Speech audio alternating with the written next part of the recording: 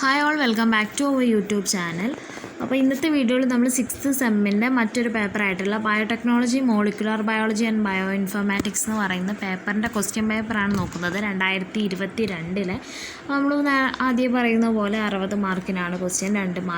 2 മണിക്കൂറാണ് നമുക്ക് ടൈം കിട്ടുന്നത്. ഇത് 2022 തന്നെ ക്വസ്റ്റ്യൻ പാറ്റേണിൽ ചെറിയൊരു വ്യത്യാസമുണ്ട്. കാരണം നമ്മൾ ആ ഒരു സീലിങ്ങിൻ്റെ അവിടെയൊക്കെ വ്യത്യാസമുണ്ട്. നമുക്ക് അറിയാക്കണ്ട. ഇപ്പോൾ എങ്ങനെയാണെന്ന് നിങ്ങൾക്കറിയാലോ. 12 ക്വസ്റ്റ്യനാണ് എ പാർട്ടിലുണ്ടാവുക. അതിലെല്ലാ ക്വസ്റ്റ്യനും എഴുതി നമുക്ക് സീലിങ്ങിൽ മാക്സിമം അപ് ടു 20 മാർക്കാണ് കിട്ടുക. എ സെക്ഷനിൽ. ബി സെക്ഷനിൽ മാക്സിമം 30 മാർക്കാണ് കിട്ടുന്നത്. പിന്നെ സി സെക്ഷനിൽ നമുക്ക് സീലിംഗ് ഇല്ല, ഒരു ക്വസ്റ്റ്യൻ മാത്രമേ എഴുതാനായിട്ട് പറ്റുള്ളൂ. അപ്പോൾ നമുക്ക് ആദ്യത്തെ ടോപ്പിക്ക് നോക്കാം. ആദ്യത്തെ ക്വസ്റ്റ്യൻ നോക്കാം. എന്താണ് what is proteomics, what are the applications? അതാണ് ആദ്യത്തെ ക്വസ്റ്റ്യൻ. പിന്നെ ബയോളിസ്റ്റിക്സ് എന്ന് പറയുന്ന ടെക്നിക്കിനെ കുറിച്ചിട്ട് നോട്ട് എഴുതാൻ. എന്താണ് മ്യൂട്ടേഷൻ, അതിൻ്റെ കോൺസിക്വൻസസ് എന്തൊക്കെയാണ്? ന്യൂക്ലിയോടൈഡ് ഡാറ്റാബേസ് എന്താണ്, അതിനൊരു എക്സാമ്പിൾ കൊടുക്കാൻ. പിന്നെ അടുത്തത് ഓപ്പറോൺ ജസ്റ്റ് എക്സ്പ്ലെയിൻ ചെയ്യാനായിരിക്കും. ഓപ്പറോൺ എന്ന് മാത്രമേ ആ ക്വസ്റ്റ്യനിൽ കൊടുത്തിട്ടുള്ളൂ. പിന്നെ ഫ്ലേവർ സേവർ ടൊമാറ്റോൻ്റെ ജനറ്റിക് ഫീച്ചേഴ്സ് എന്തൊക്കെയാണ്? പിരമിഡൻസ് എന്ന് പറഞ്ഞാൽ എന്താണ്, അതിൻ്റെ എക്സാമ്പിൾസ് കൊടുക്കാൻ. പിന്നെ സ്വിസ് പോർട്ടിൻ്റെ ഇമ്പോർട്ടൻസ് എന്തൊക്കെയാണ്? ഈ ഒരു പേപ്പർ കുറച്ചൊരു ടഫായിട്ടുള്ള ഒരു പേപ്പറാണെന്ന് എനിക്ക് പേഴ്സണലി തോന്നിയിട്ടുണ്ട്. കുറച്ച് ബയോ ഇൻഫോർമാറ്റിക്സൊക്കെ കുറച്ച് എന്താ പറയുക, പഠിച്ചു കഴിഞ്ഞാൽ എളുപ്പമാണ്. എന്നാലും കുറച്ചൊരു പോർഷൻസിന് ചെറിയൊരു നമുക്ക് പഠിക്കാൻ തോന്നാത്ത ടൈപ്പ് ഓഫ് പോർഷൻസാണ് ബയോ ഇൻഫോർമാറ്റിക്സ് എന്നൊക്കെ പറയുന്നത്. ബയോ ഇൻഫോർമാറ്റിക്സിന് കുറച്ചുകൂടി ഇമ്പോർട്ടൻസ് കൊടുത്ത് പഠിക്കുക കേട്ടോ. പിന്നെ ആൻറ്റിബയോട്ടിക് റെസിസ്റ്റൻസ് മാർക്കേഴ്സിനെ കുറിച്ചിട്ട് ഒരു ബ്രീഫ് നോട്ട്സ് എഴുതുക. എന്താണ് പ്രൈമേഴ്സിനെ കുറിച്ചിട്ട് ഒരു നോട്ട് എഴുതാനുണ്ട്. ആർട്ടിഫിഷ്യൽ ഇൻ്റലിജൻസ് ബയോളജിയിലെ സ്കോപ്പ് എന്താണ് എന്നുള്ളതാണ് അടുത്ത ക്വസ്റ്റ്യൻ. പിന്നെ ടൈപ്പ് 2 റെസ്ട്രിക്ഷൻ എൻഡോന്യൂക്ലിയസിൻ്റെ സൈലൻറ്റ് ഫീച്ചേഴ്സ് എന്തൊക്കെയാണ്? ഇതിൽ ഓരോ ക്വസ്റ്റ്യനും 3 മാർക്കാണ് വരുന്നത്. ആ ഒരു കൊറോണ ബാച്ച് ആയതുകൊണ്ടായിരിക്കണം ആ ഒരു പാറ്റേൺ വന്നിട്ടുള്ളത്. പിന്നെ ഇതിൽ ഈ ഒരു പേപ്പറിൽ ഇമ്പോർട്ടൻ്റ് ആയിട്ടുള്ള കാര്യങ്ങൾ ഏതൊക്കെയാണെന്ന് വെച്ചാൽ Flavr Savr tomato, golden rice, അതുപോലെ തന്നെ സ്വിസ് പോർട്ട്, DDBJ, അങ്ങനത്തെ കുറേ കാര്യങ്ങളൊക്കെയാണ് ഈ ഒരു പേപ്പറിൽ ഇമ്പോർട്ടൻ്റ് ആയിട്ടുള്ള ടോപ്പിക്കുകൾ എന്ന് പറയുന്നത്. അതിൽ ട്രാൻസ്ക്രിപ്ഷൻ അങ്ങനത്തെ കാര്യങ്ങളൊക്കെ ഈ ഒരു ടോപ്പിക്കിലാണ് വരുന്നതെന്നാണ് എൻ്റെ ഒരു ഓർമ്മ. ഓക്കെ.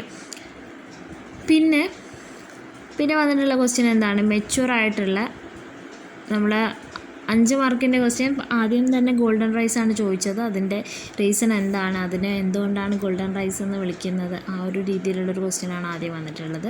രണ്ടാമത്തെ ക്വസ്റ്റ്യൻ എന്ന് പറയുന്നത് ഇമ്മച്യൂർ ആയിട്ടുള്ള mRNA DNA എന്ന് പ്രൊഡ്യൂസ് ചെയ്യുന്നതിനെ എക്സ്പ്ലെയിൻ ചെയ്യാനാണ് പറഞ്ഞിട്ടുള്ളത്.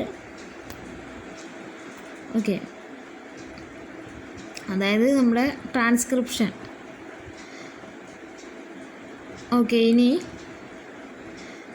നെക്സ്റ്റ് ക്വസ്റ്റ്യൻ വന്നിട്ടുള്ള ബ്ലാസ്റ്റ്, കസ്റ്റാൽ W, അതൊക്കെ റിപ്പീറ്റഡ് ആയിട്ട് ചോദിക്കുന്ന ഒരു ഭാഗങ്ങളാണ്, കുറച്ച് ഇമ്പോർട്ടൻ്റ് ആയിട്ടുള്ള ഭാഗമാണ്.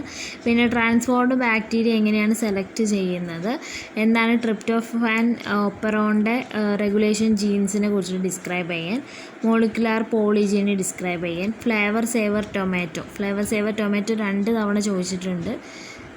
ഒന്ന് എന്താണെന്നുള്ളത് ചോദിച്ചിട്ടുണ്ട്, എങ്ങനെയാണ് അതിൻ്റെ ജീൻ റെഗുലേഷൻ മെക്കാനിസം എന്നാണ് അടുത്തൊരു ക്വസ്റ്റ്യൻ വന്നിട്ടുള്ളത്.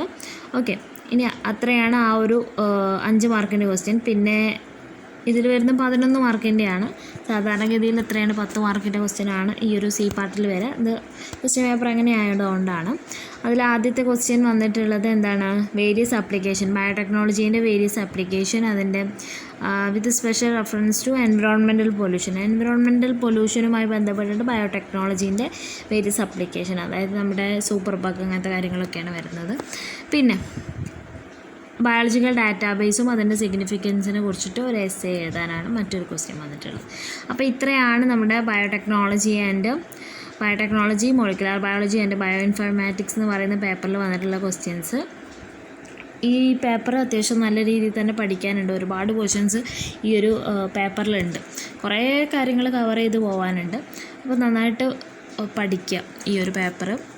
സ്കോർ ചെയ്യാൻ, കാരണം ഒരുപാട് ടേംസ് ഉണ്ട്. അതായത് ബ്ലാസ്റ്റ്, കസ്റ്റാൽ W, അതൊക്കെ നമ്മൾ ആദ്യമായിട്ട് കേൾക്കുന്ന ടേംസ് ആവും. അപ്പോൾ നമ്മൾ അതിനനുസരിച്ചിട്ട് പഠിക്കുക ആ പോർഷൻസ്.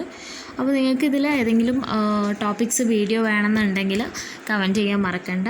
അപ്പോൾ ഇഷ്ടപ്പെട്ട ലൈക്ക് ചെയ്യുക, ഷെയർ ചെയ്യുക, ചാനലൊന്ന് സബ്സ്ക്രൈബ് ചെയ്ത് സപ്പോർട്ട് ചെയ്യുക. Thanks for watching.